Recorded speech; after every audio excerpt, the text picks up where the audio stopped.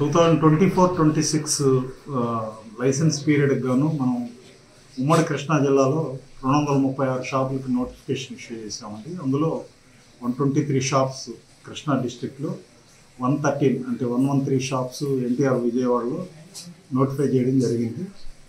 దానికి గాను ఈ నెల 1వ తారీఖు నుంచి మనకి గెజెట్ నోటిఫికేషన్ ఇష్యూ చేసాం. మండలాన్ని ఒక యూనిట్గా, మున్సిపాలిటీని ఒక యూనిట్గా, మున్సిపల్ కార్పొరేషన్ ఒక యూనిట్గా, నగర పంచాయతీని ఒక యూనిట్గా తీసుకొని షాప్స్ని నోటిఫై చేయడం జరిగింది.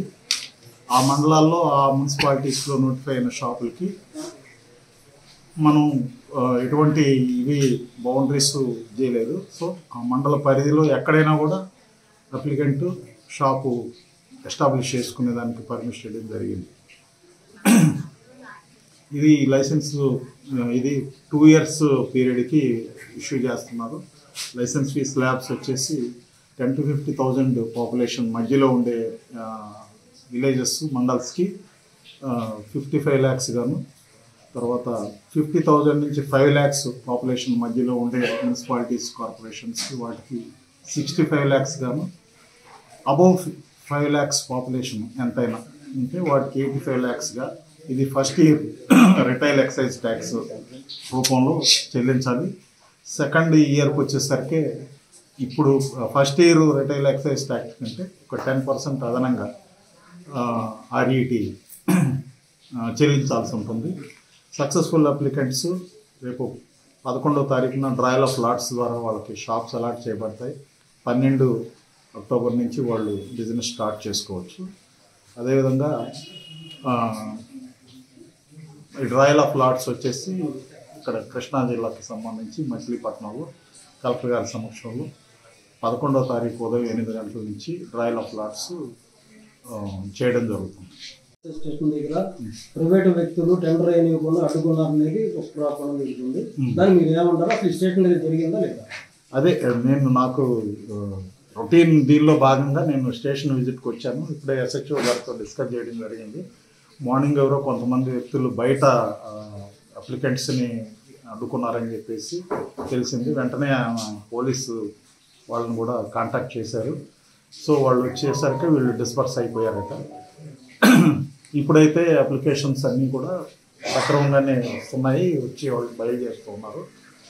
ఇక మీదట అటువంటి ఇన్సిడెంట్ జరగకుండా నెసరీ పోలీస్ ప్రొటెక్షన్ కూడా తీసుకొని ఇక్కడ ఎటువంటి అవాంఛనీయ సంఘటనలు జరగకుండా అప్లికెంట్స్ ఫెయిర్గా వచ్చేసి వాళ్ళు అప్లికేషన్స్ ఫైల్ చేసుకునే దానికి మేము అన్ని చర్యలు తీసుకున్నాం. ఇప్పుడు అడ్డుకున్న వారిని ఎవరినైనా అదుపులో తీసుకున్నారా? అది ఇంకా మాకు తెలియదు. అది ఎవరనేది మేము వీళ్ళు కూడా ఎవరు ఇంకా ఐడెంటిఫై చేయలేదు. అది వాళ్ళు పోలీసు ఐడెంటిఫై చేస్తారు. గ్రామ పంచాయతీలు వాటిల్లో మాత్రం మనకి 500 meters distance restriction national highway, state హైవేకి సంబంధించిన ఇది ఉంది. 20,000 జనాభా లోపల ఉండే గ్రామ పంచాయతీలకు మాత్రం అది 220 మీటర్లు.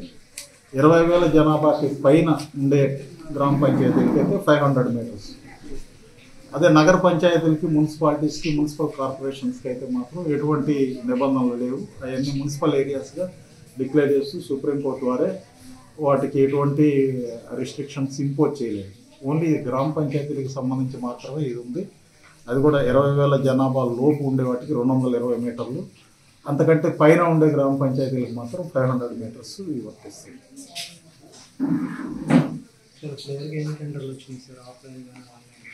ఆఫ్లైన్, ఆన్లైన్ వచ్చేసి ఇంతవరకు జిల్లాలో మాకు మధ్యాహ్నం వరకు దాదాపు 1100 అప్లికేషన్స్ వచ్చాయండి. 1100 అంటే ఎంటైర్ 2 districts గురించి నేను చెప్పేది. ఎన్టీఆర్ విజయవాడ ప్లస్ కృష్ణా జిల్లాకు సంబంధించి ఒక్కరోజు అండి మొత్తం ఇప్పుడు వరకు. ఇంకా మాకు ఇవాళ, రేపు, ఎల్లుండి 3 రోజులు టైం ఉంది కాబట్టి కొంత మనకి 236 షాప్స్ 2 జిల్లాలు కాదు. ఇక్కడ 123, ఎన్టీఆర్ విజయవాడ 113. మరిన్ని వీడియోస్ కోసం ఛానల్ ని సబ్స్క్రైబ్ చేయండి. లేటెస్ట్ అప్డేట్స్ కోసం వాట్సాప్ ఛానల్ ని ఫాలో చేయండి. అండ్ లింక్ డిస్క్రిప్షన్ లో ఉంది.